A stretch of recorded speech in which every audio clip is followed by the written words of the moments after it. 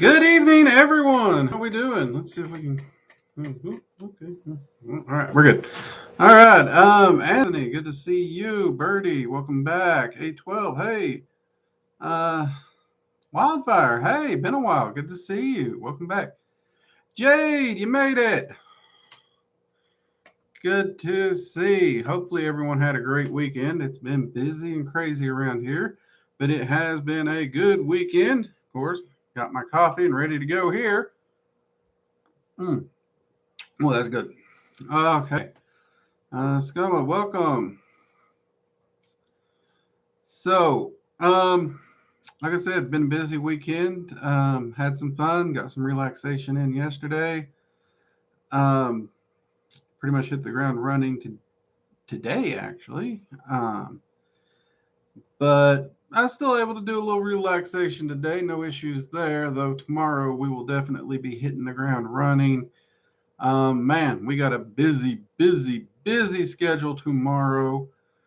But I am so looking forward to it this week because we've got everything set up and ready. Our hurdles are overcome from the battery issues, the filming issues, and stuff like that. So we are literally ready tomorrow to sit down and hit the play button on recording the tarot class. So all the oopsies that we've ran into over the week. All that's ironed out, and we are absolutely ready, which is freaking fantastic. I am so happy about that. Let's see here. What do we got? Katie, watching Drake's live stream session is a great start to my birthday. Hey, your birthday!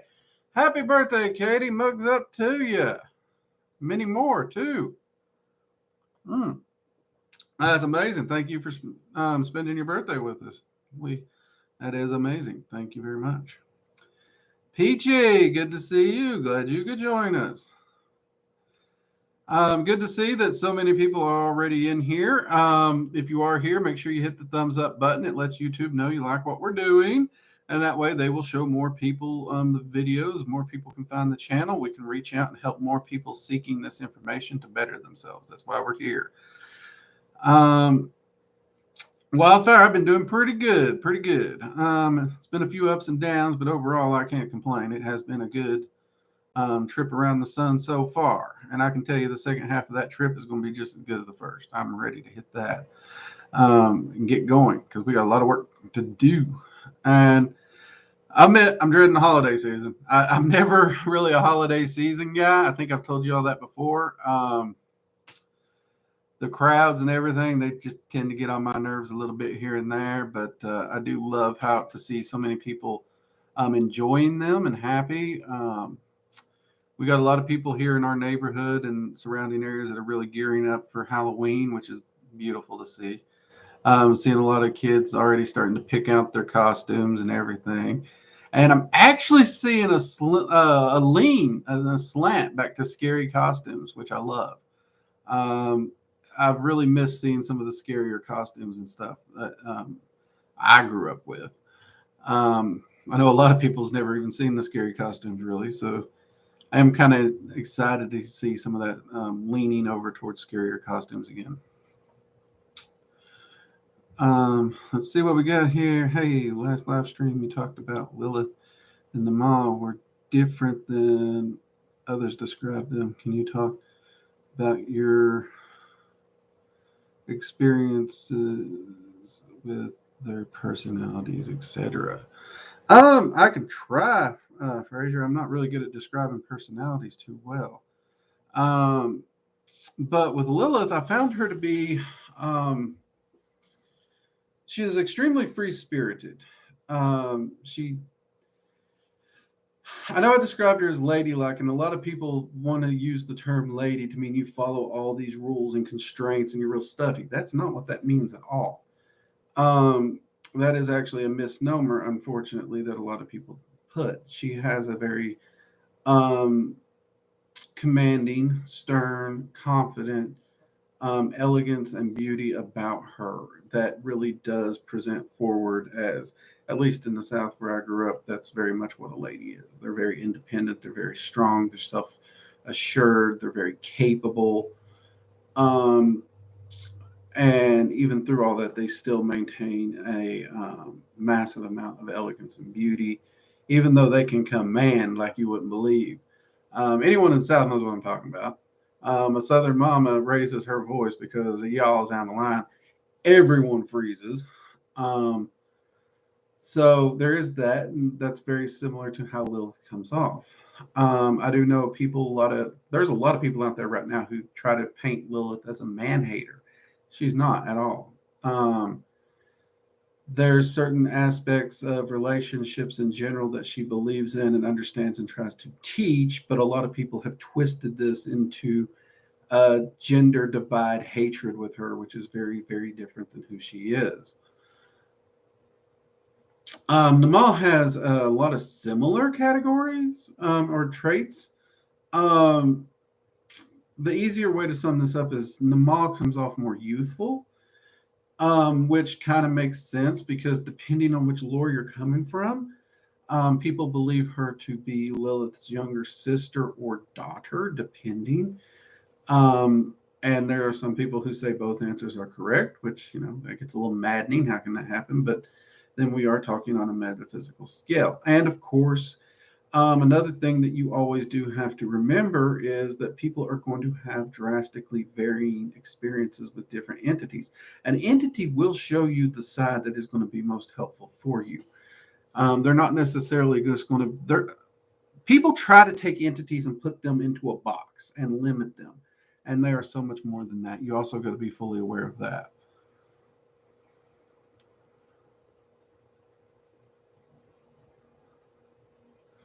Let's see. AT, good to see you, Mugs Up. Have a wonderful Sunday. I look forward to attending the chat. Hey, AT, good to see you, mate. Mugs Up to you as well. See, what's this? Autumn is sense caused or related to.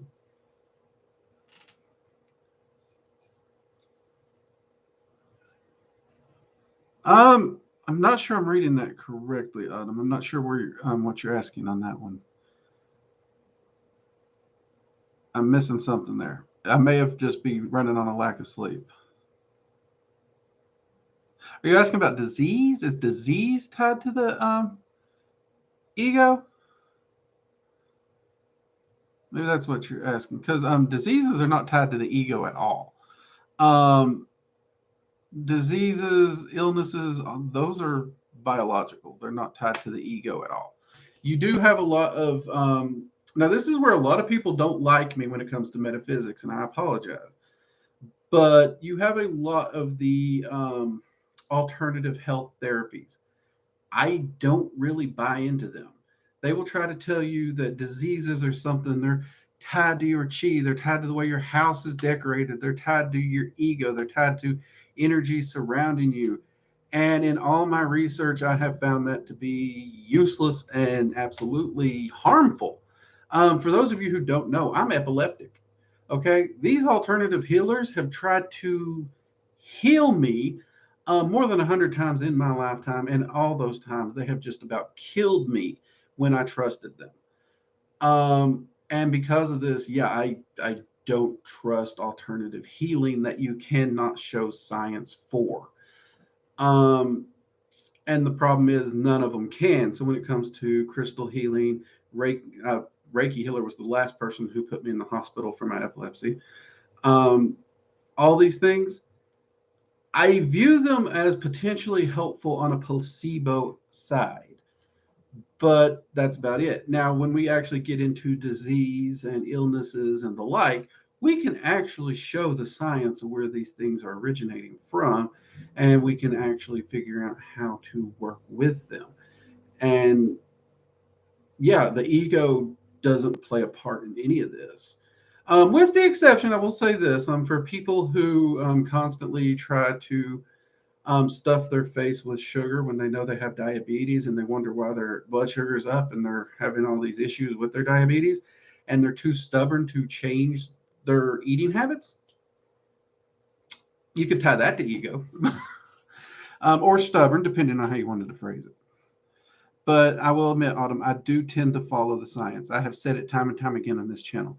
metaphysics, magic, crystals, I don't care what you want to use, none of it will replace modern science, and it's dangerous to do that.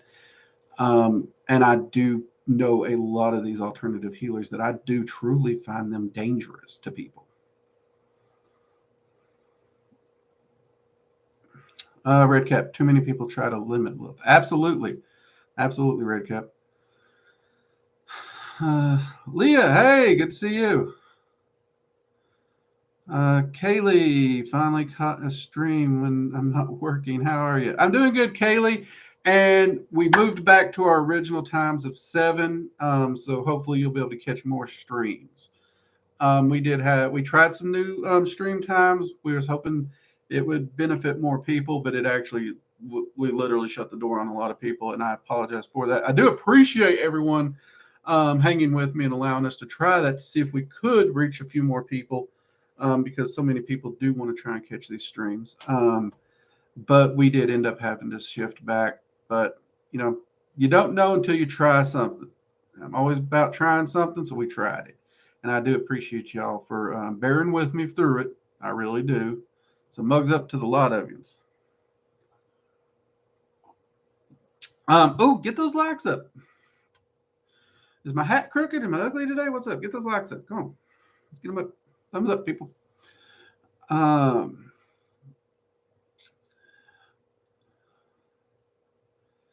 Let's see. AT, anything related to your health should be taken cautiously. Science in the form of magic, in my opinion. So let's always try to use science and logic when dealing with our health. AT, everybody give AT a freaking hug. Mugs up to AT. That is well said.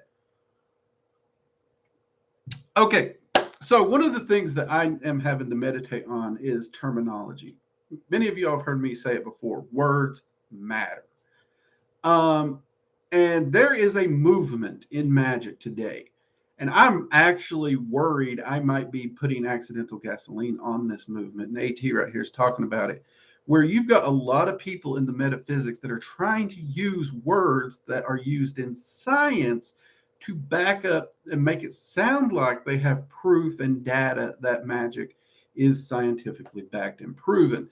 The problem is how they use the word does not match how the word is used in science, and therefore is completely throws out all the fact that it would be scientifically based. How you use the word, the meaning of the word, it matters. You can't just change it. Energy in the metaphysics is not a word that's used like energy in science at all. The two are drastically different things. And as someone who approaches magic using the scientific method of gathering data, being able to reproduce my results and my experiences, and actually needing to see those manifestations, I'm actually sitting back and I'm stepping back and I'm actually wanting to do a breakdown of the terminologies and where they differ and how they differ. Because there are people like me who I know these two possibly are connected, but ultimately right now they're separated.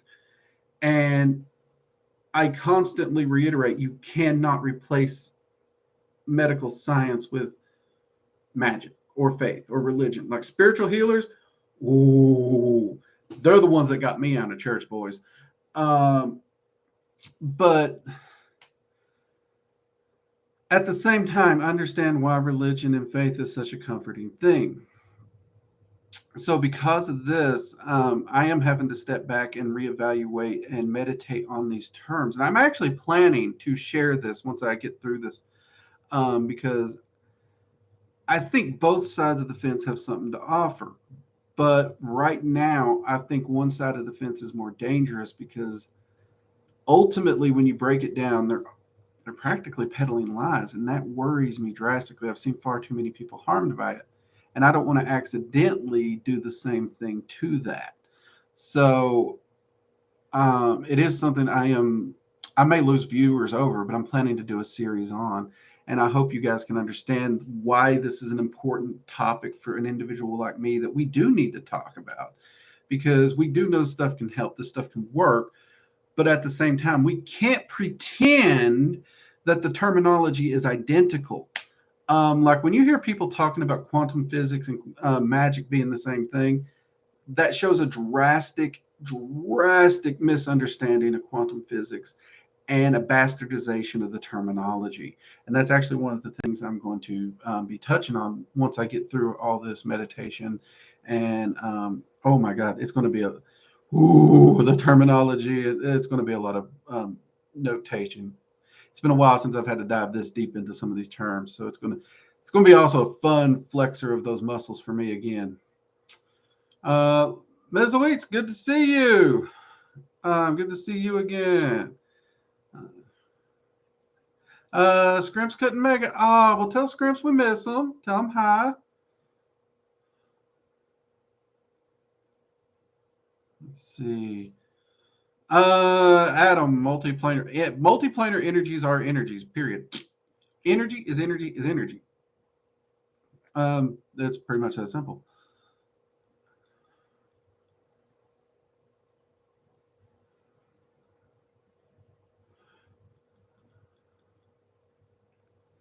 Let's see here.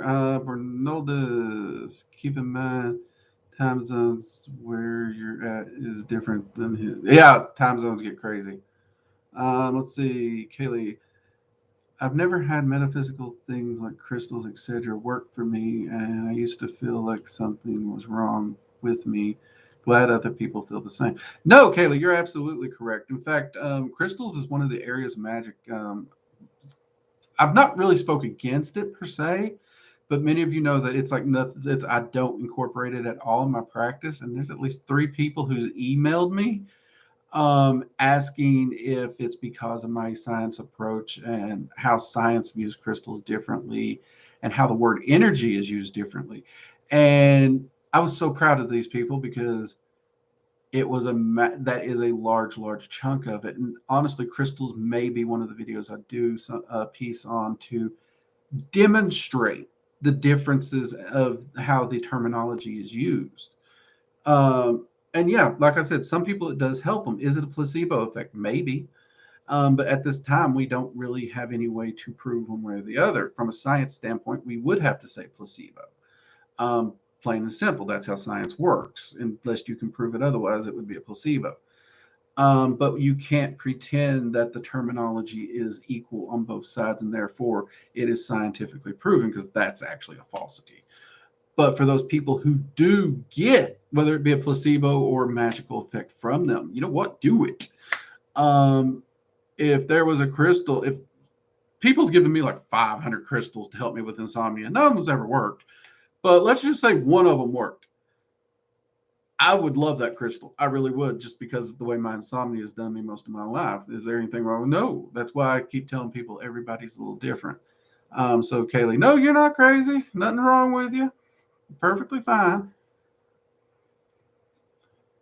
And I don't mind people using them. Like I say, it's a great aid. It should be added to it. But I've also known far too many people who have passed away because they were told by these alternative healers to trust the crystals and not go to the doctor. And I've got a family member who is amongst those. So yeah, it's a sore spot for me.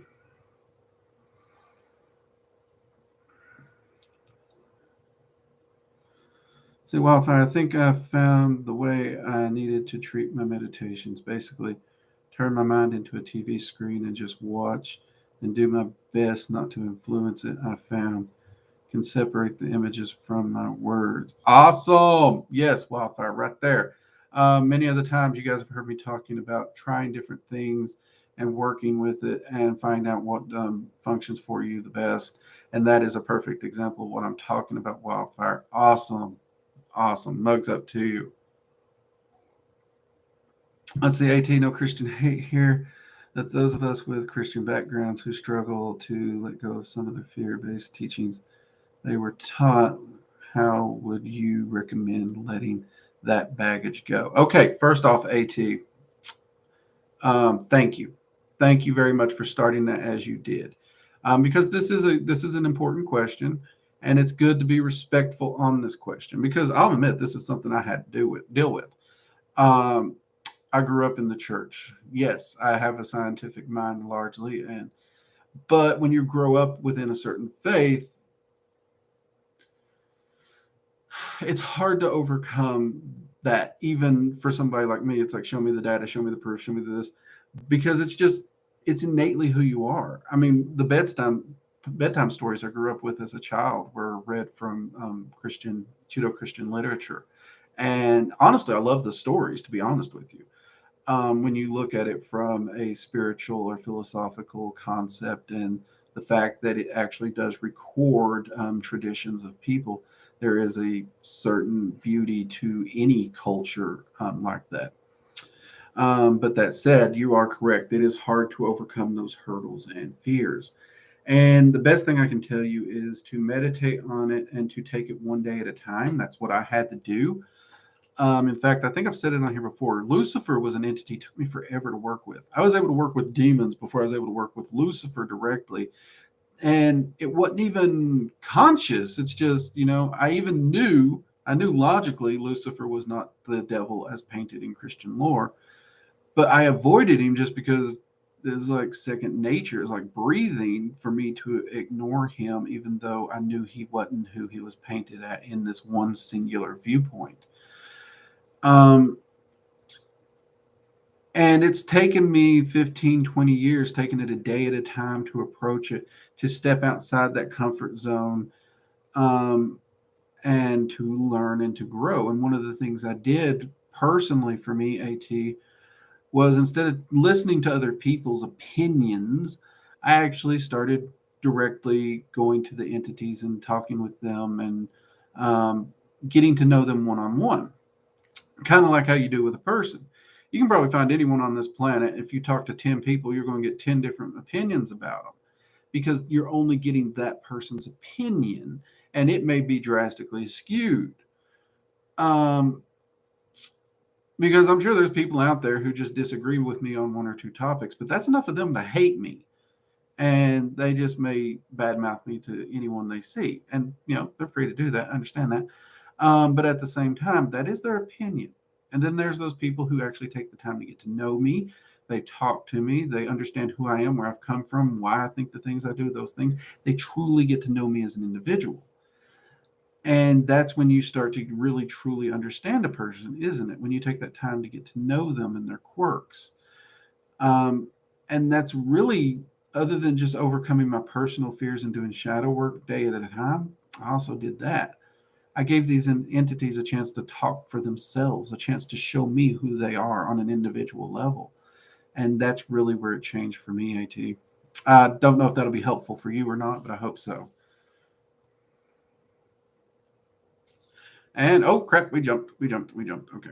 Okay, there we are. Okay, I think we're good. Let's see.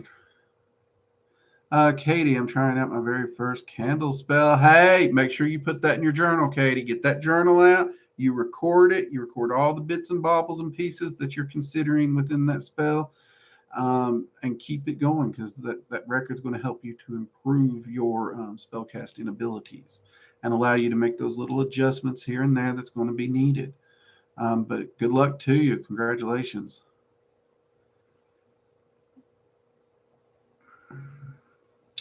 See, Adam, can you explain the difference between traveling through the mental plane as compared to traveling through the astral plane? What do you experience differently as compared to another? What purpose is for each? No, actually, I'm not going to be able to answer the entirety of that question for you in this short stream. But the simplest difference is one of them, like the astral plane, is actually consistent of a large grouping of different things: ego, mental, emotional, conceptual, energetic things that actually come together to make the entirety of the astral. The mental plane is 100% absolutely mental thought only. You cannot take emotion, you cannot take ego, you cannot take any of that into the mental. You can't even take form or shape into the mental plane.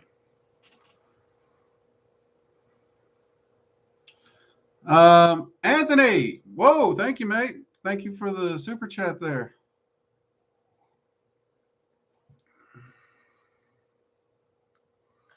Anthony asked, why does Lucifer have so many names? Are they all him or multiple entities?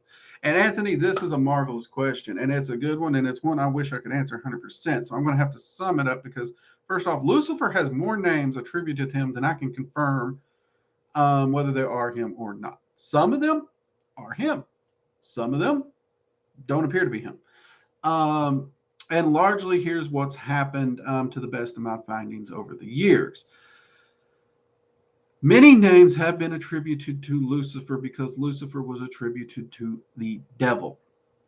So the devil being placed upon this ultimate evil pentacle within a singular faith, which actually derivated into a few other faiths also, because you have this singular ultimate evil. Many entities throughout history from other cultures and whatnot, when they were also up on this pedestal of worship, well, you can't have them worship them, so they just drew a line straight to that entity. One of the entities that is also believed to be Lucifer, Satan, or the devil is Belial.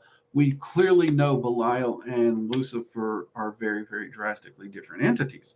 But that is one of the names attributed to him because you do have this deity over here that's being worshipped, and we need to demonize it because we don't want you worshiping it. We want you worshiping our God only. And this same process has happened through many, many cultures and generations where essentially these names of these other entities were just drawn straight over to this devil figure. And it's now hard to sort through which ones are which. It is very, very difficult. I'm sure there are probably scholars out there who are actually diving into and trying to sort through all these threads. I deal more in the practical magic and the results base, so I'm not overly fascinated with the untangling of that rat's nest of threads. But I do stumble across it in my research. You inevitably, when you're learning about an entity, you're going to stumble across an entity that is in one way or another part of that rat's nest, and that's when I find them personally. But that is the main reason as to why he is associated with the so many names. And in my experience, I'd say 75 to even 80% of those names have nothing to do with him. And I hope that helps you a little bit, Anthony. But thank you for the super chat, mate. I appreciate that. And for those that I didn't mention it, Anthony here remembered, we do have super chat. So if for some reason your question is not being seen or something due to it jumping around and me trying to get to others, that is there. It flashes it up really big, and I will see it. Let's see. Kayla, I feel horrible about it sometimes, like I've let both of us down. I missed part of it, I think. I've always wanted to work with Lucifer, even when I was in church, but I still am, to be honest, terrified to go talk to him and let him know that it might just take time for a while to start. Okay, Kaylee, cool. I had to jump back up there to get that. You know what? I'm in the exact same boat, girl. That is pretty much mine and his relationship. And I can tell you from firsthand experience, he was amazingly chill about that. He totally understood what I was working through, and he knew that I needed to come to him in my own time. And when I did, me and him sat down, and it was. Have you ever met that person? They're just nice, they're friendly, they're easy to talk to in practically any environment. That's kind of what he reminded me of. It was just so relaxed and laid back. And even though I can't say I've worked with him as much as some other entities, but I do still occasionally work with him. And the more I'm public with my practice, and of course, especially after starting this channel, I have had to reach out and connect with him and talk to him for so many different reasons. But I am glad I took the time to reach out to him. But you do need to do it on your own time, but you're not letting yourself down and you're not letting him down. Remember, he is a big proponent of free will. And because of that, he knows you're going to need to do that on your own time, and he respects that. So don't you worry about that, Cher.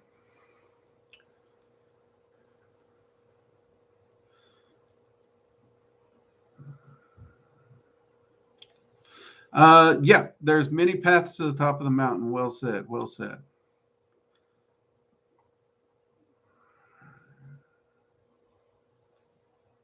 Let's see. Wildfire, what do you know about the uh, Fleegia? Fleegia.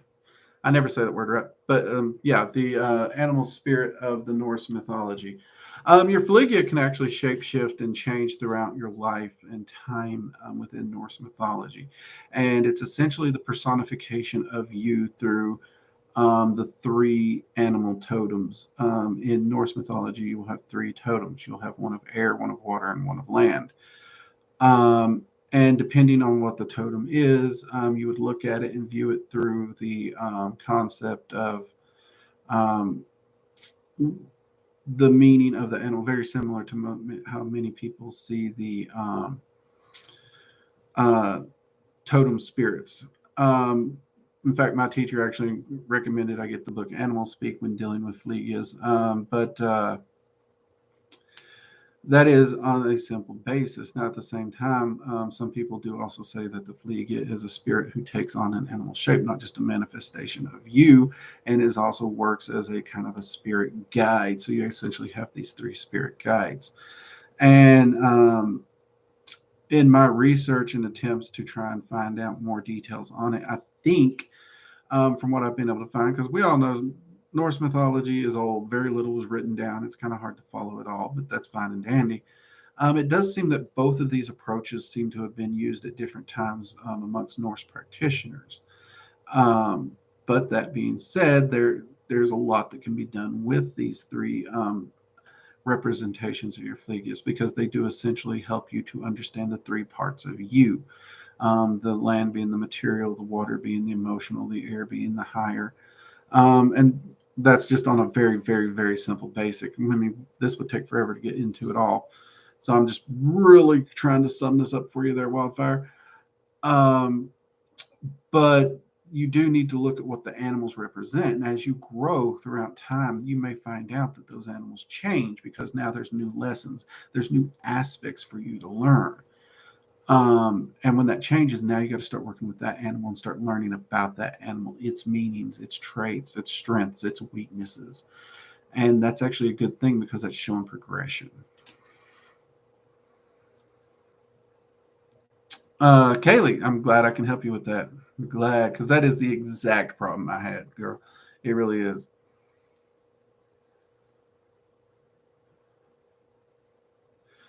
Kaylee, do I have any particular thoughts on matrons or patrons? I know a lot of people say they have one, but to be honest, I'm not sure what to believe. Just wanted a matron or a patron deity is essentially a deity, male or female, um, which you choose to focus on. There is not a matron, patron, destiny, as some people may make it sound. No, you get to choose them. You can pick any deity or goddess that you choose, god, goddess, that you choose to make your matron or patron.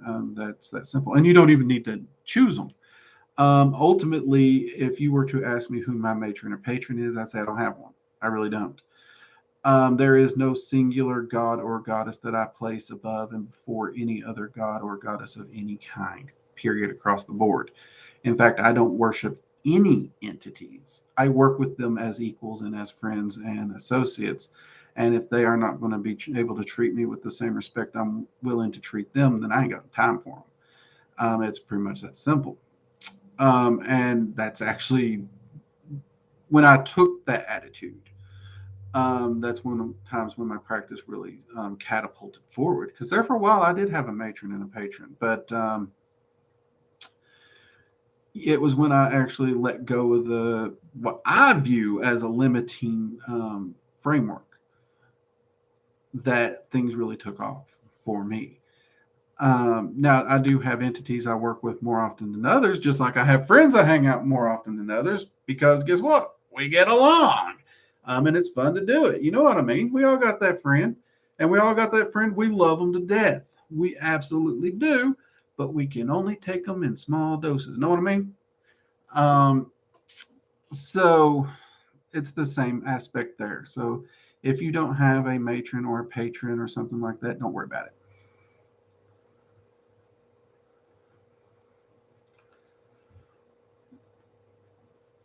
But I do hope that helps. What the flip? I don't know if the dragons are throwing shit at me or if that was just something fell. I don't know. Okay.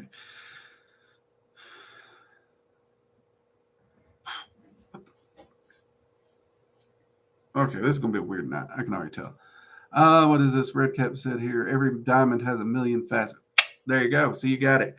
There's more than one path. There's hundreds, millions of paths to the top of the road, and you can also apply the facets to an entity. They have very, very, very, very differing faces, and they will show you the face that is the one that you need, not necessarily the one you want.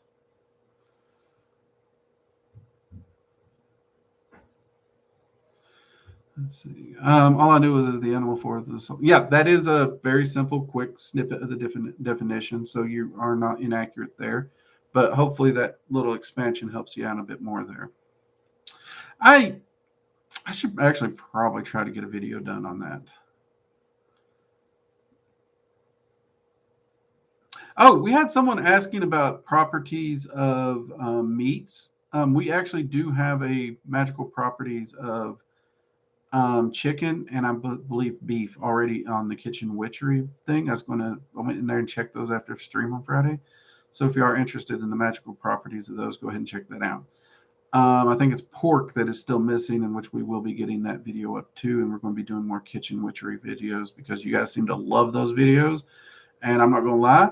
I mean, well, look at me. I enjoy cooking and I like food, so I will be sharing a few more recipes with you in that. I'm going to try and expand upon that. Yeah, Birdie, it was you. So we do already have 2 of those videos in there for you, so you don't even have to wait on those first 2. Go over there and check those out.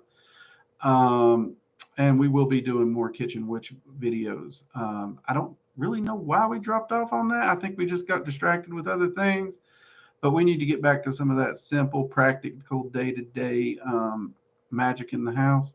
I think that's going to be an awesome place to get started. So keep on the lookout for that. In fact, I got me some nice weather coming up. I'm thinking about utilizing that to do a kitchen witch video outside on the smoker.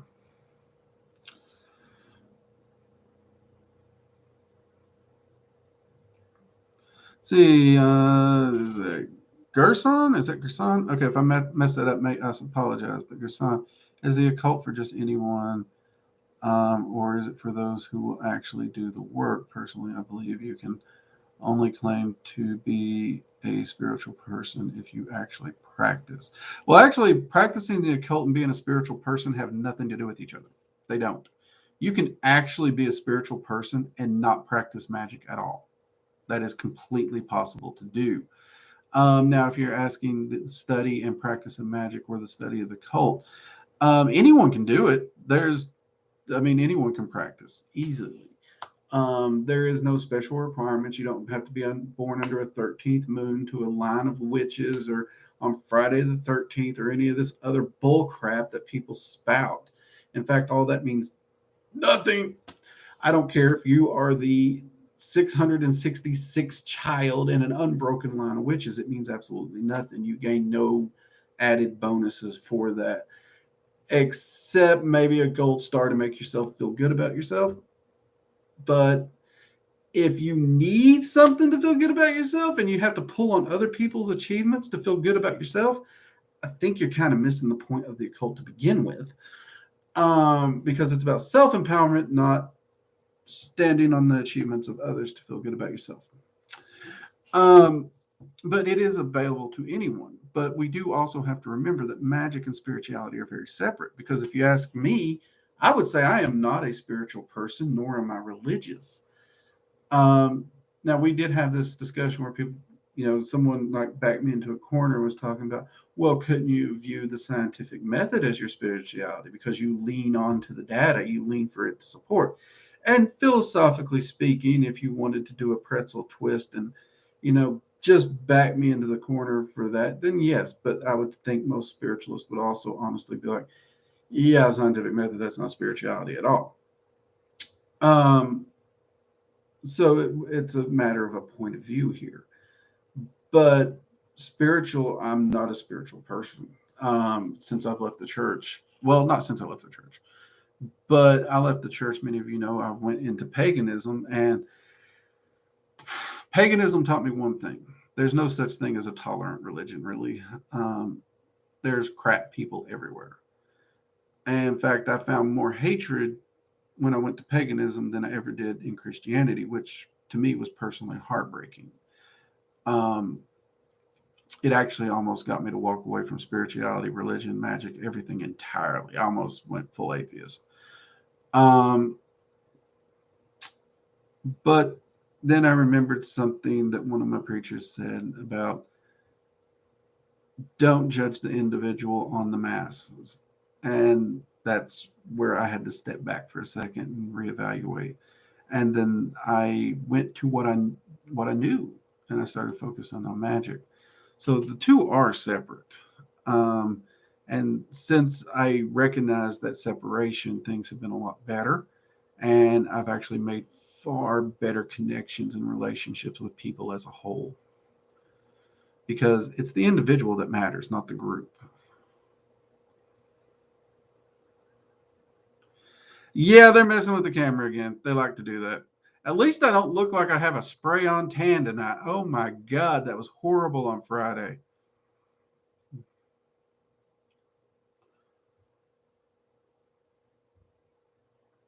Okay, I'm working more, so I'll definitely, hopefully sooner than later, be able to enjoy your courses. I love the way you explain things. Oh, Kaylee, thank you. And congrats on getting more work in. That's always good. It's good to have a job. I need a refill, people. Can't have a magical coffee hour without the coffee. You know what I mean?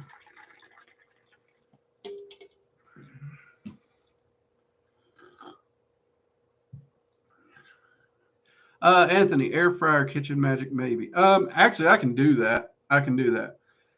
Many of you know I've went over to carnivore, and actually, many of you've noticed that um, the weight gain I gained from some experimentations I did when I changed up my diet's coming back off. Thank you. But one of the things I did get because I do eat more carnivore these days is an air fryer. Someone just told me about how good they are on steaks and burgers and stuff like that and chicken, so I figured I'd try it. It was actually when I killed my microwave because I told y'all I killed that. And me and my wife have fallen in love with that thing. So yeah, I can easily be able to do you some air fryer kitchen magics. Um, yeah, we can do that. We can do that. It's weird to think that I might be actually, kitchen appliances, but it does matter because, like, one of the reasons I did the urban magic playlist, and I need to get back to that one too. You got way too many people who think you have to be out in the woods in order to do magic or witchcraft. No, you don't. You can do that anywhere, anytime, any place, city, apartment, it don't matter. You can do it. So that's actually a great idea, Anthony, is to bring in stuff like the air fryer and stuff for even smaller spaces. Because one of the problems we've had here since we moved, because many of you know we move a lot. You know, um, our last place had a much larger kitchen. This place, oh, man, I barely fit in that kitchen. Anyone who saw like the Christmas roast video, you can actually see how freaking small my kitchen is in that video. Uh, because seriously, what you see in that video is my kitchen. It's that freaking tiny. Um, so being able to show how to do this kitchen witchery in a small space is actually a great idea. I love it. I'm putting that on the to-do list, Anthony. I love when you guys keep pitching these great ideas like that. Anime, is there an angel named Lemon? Not to the best of my knowledge. There may be. There's a lot of angels out there. I can't claim to know them all. Even if I lived 300 lifetimes, I don't think I could meet them all. There is a lot of them out there. Statistically, I mean, if you just want to play the statistics game, the odds of there being one or more angels with that name, pretty good statistically, just because how many there are. That's like, picking a random name and like, is there a person in this town named that? Statistically, you got a good chance of it happening.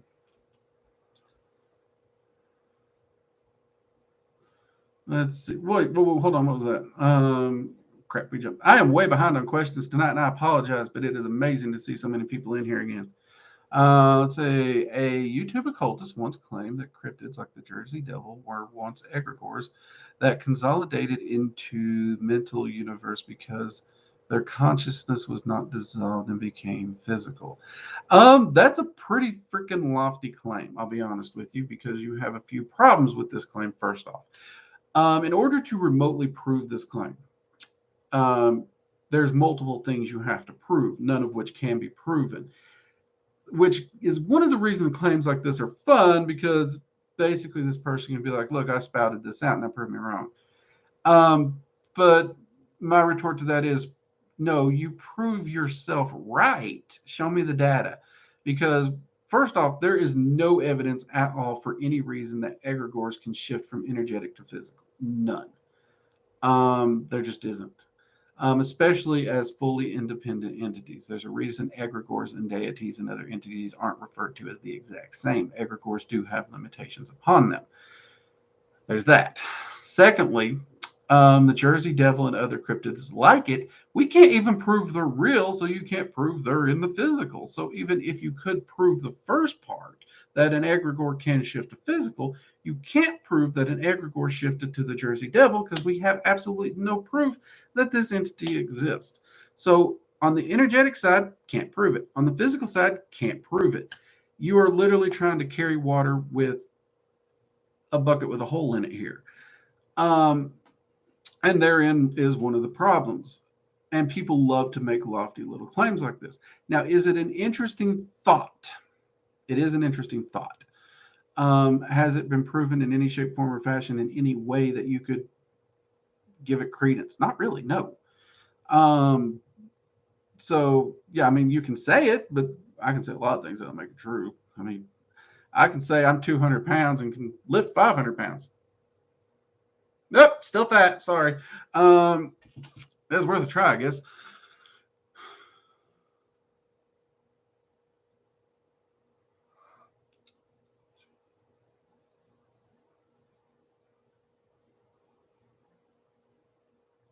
Yeah, Garrison, you are seeing a lot of people reach into psychology, philosophy, and science and pull words out and place them other way and use them in ways they weren't originally meant to be used.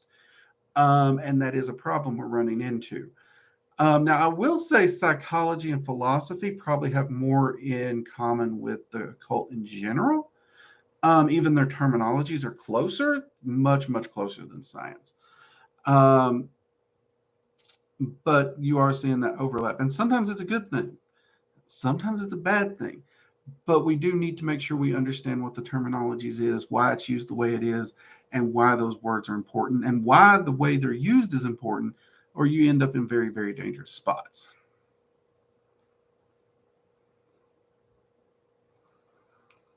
Oh, we jumped.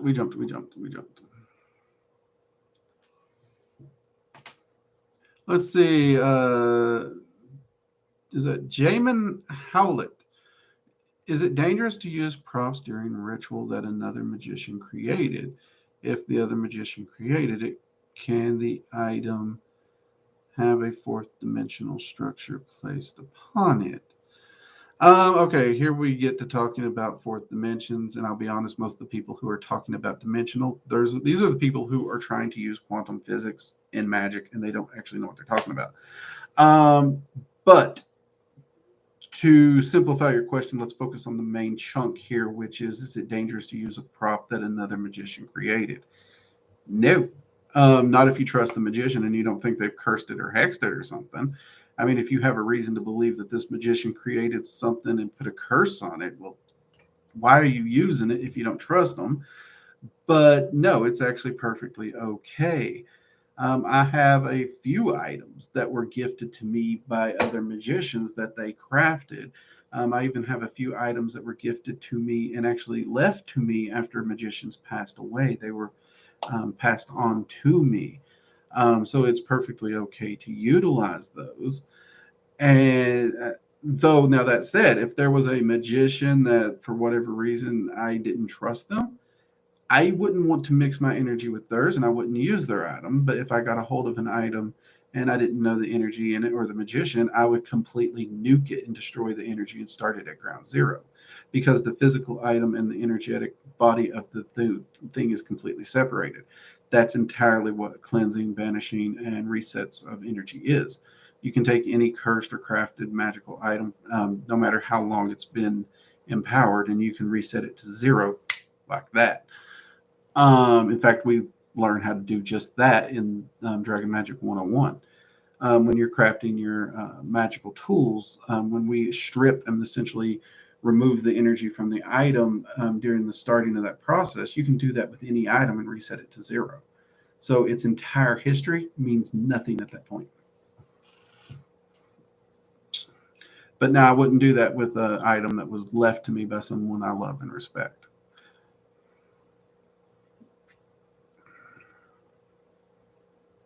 Kayla, I have to go. No problem, Kayla. You have a great week.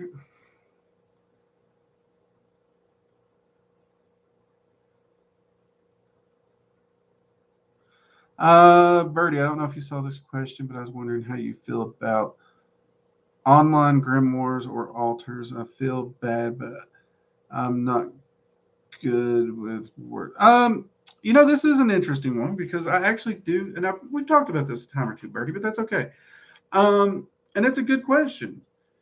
We are seeing techno witches come out, people who do work on computers and stuff, and their grimoires are essentially on the computer. In fact, I have a lot of my notes in a document file, which all a grimoire is, I don't know if people realize this, all a grimoire is magical notes. It doesn't have any power of its own. It's just freaking notes. It's a journal of your magical research and studies. People want to use the word grimoire because it sounds mysterious and powerful. It's not, it's just a journal.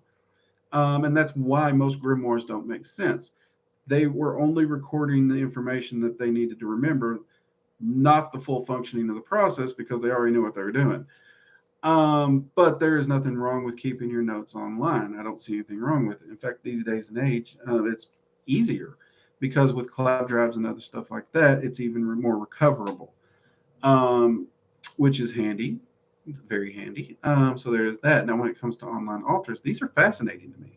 Me personally, I don't use them. Me personally, but y'all know how me and electronics get along, and that's why I don't personally use them. But I still find them fascinating. I know several techno witches who do a lot of work, and many of them even do rituals in this program they call, or I don't know, simulation game. I don't know what it is. It's called Second Life. Many people know what I'm talking about. And they have entire covens that meet in this little thing and they do their thing and they get results. Um, and I've said it time and time again, my criteria for a functional practice: does it work? Are you happy? Is it helping you manifest what it is you're seeking to manifest? If the answer to those questions is yes, woohoo, you keep on doing what you're doing. And that's exactly what they're doing. It's working for them and they're not frying their computers. So I think it's perfectly fine. Like any practice, if it meets those criteria, I see no reason to knock it if it's working. Um, Now, me personally, with all the troubles I have with electronics, I don't allow electronics inside my working area because I've short circuited too many computers, phones, etc.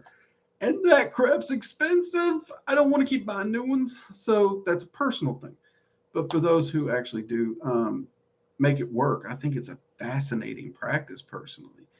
And I do have an old laptop. I've considered booting it back up, getting it working, if I can get it working cheaply, to try and run some experiments. But it's not something I can risk with like my work computer here. So it's an area that fascinates me and interests me. But at this point in time, I don't use it just for. I don't want to kill my computer at this point.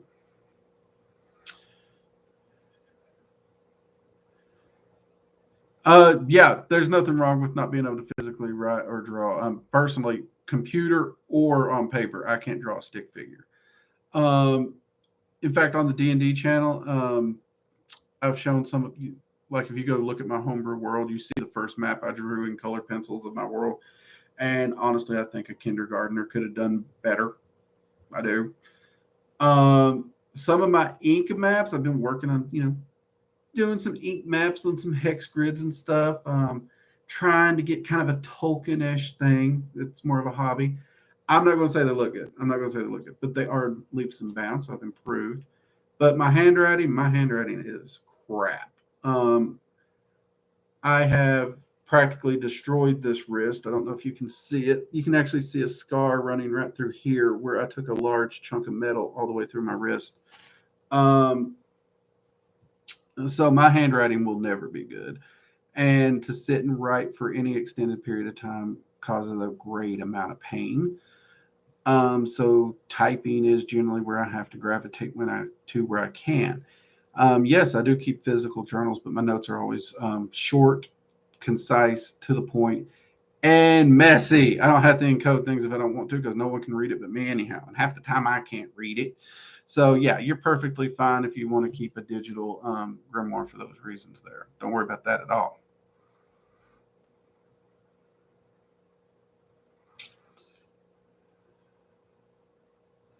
See what we got. Okay, we're going to get ready to wrap up here before Jade hits me with the timer. They all started spamming clocks at me Friday. Remember that? Yeah. Almost got in trouble. That's all right. It's all good. We will try and get a few of these and get wrapped up as we get ready to go. Let's see what we got here that I can answer quickly. In the Dragon Magic 101, I have trouble with the incantation, so I'm focused on just saying the words and saying them right and not stuttering or slurring, and I lose focus on the spell. Actually, Wildfire, you're kind of doing it in reverse. You really shouldn't be overly focused on the incantation. The incantation, if anything, just let it slip into what's known as glossolalia, which is almost where a natural reflexive uttering of words, even nonsense, starts to come out, is actually going to help you slip into that state where magic's actually going to work. So start with the incantation, and as you slip into that stuttering of nonsense, just let it flow, just let go and go with it, and keep your focus singularly on the spell. So actually flip what you're doing. I think you'll see an amazing result when you do it, mate. So cool. No problem, no problem. Yeah. Jamin. I like that name. I've never heard that name, Jamin. I like that. That's a new one.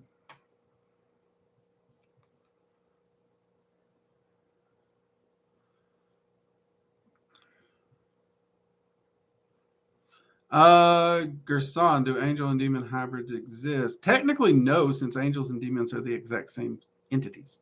So that'd be like saying, does a human and a human hybrid exist? No, not really. Humans are still humans.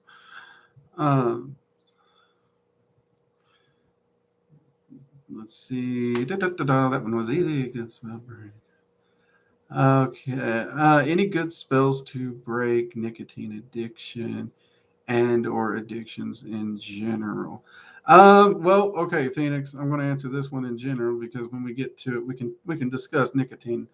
But when you get into certain addictions, I'm going to say seek help. Some of those are monstrous, monstrous, monstrous. And I've worked with many, many people who's had to break some really bad ones. Bad, bad, bad, bad ones. And it can be rough. So if it's those, those higher tier ones, get some serious help in there and don't be ashamed to ask for it because it's no easy road. Seriously. That said, nicotine addiction, yes, actually, one of my favorite spells on this is to, on its simplest, is to charge a beverage, usually green tea. Some people want to go with something more caffeinated. I tend to not want to do that. I know it's going to sound weird for Mr. Coffee Junkie, but if you replace the nicotine with just another high thing like shooting Monster energy drinks or something, you're actually going to create a whole new problem. So I would actually choose something like green tea specifically for this. Now, if you drink coffee while you're breaking your nicotine, that's fine. Don't try to cut coffee and nicotine at the same time. Um, but choose a different beverage like green tea or something and charge it with the focus of healing and the addiction as well as eliminating the cravings when they hit. And you want to make this green tea and keep it in a thermos or something that you can take with you so that when that craving hits, when you need that smoke break, as it were, that nicotine break, and we all know who I'm talking about, y'all scatter at work every 30 minutes. Instead of going out for the smoke break, you would pour you that cup of tea and you would sip on that. And it only takes about the amount of a shot glass of this to sip on it slowly, like you would um, the actual nicotine item in question. And it actually gives it fills all those things. So you got the energetic help, and you've got your hands actually doing something as well, because a lot of times it's that muscle memory that really gets to us. We need that, whatever it is in our hand. So that would be the easiest one I would recommend, Phoenix, and give that give it a run. I've seen a lot of great results with that one. It is amazing.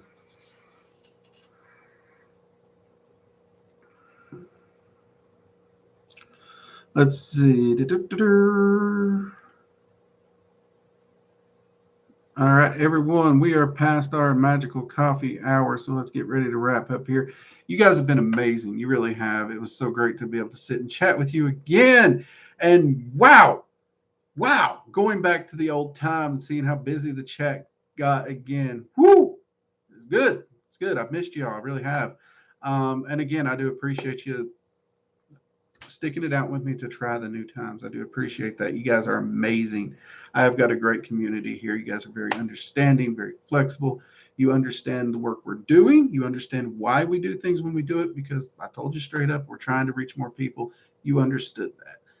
And you let us try that. And I do appreciate that. You guys have no idea how much that means to me, that you guys are so supportive of the exact same goal that we here at Working Dragon Mystic have. That really does encourage me to keep doing this. It really does. And I appreciate that. Um, let's see. With that said, I will try to get more of the kitchen witchery videos that you guys have been asking for, as well as the urban magic stuff, the more practical stuff. We're going to try and get more of that up.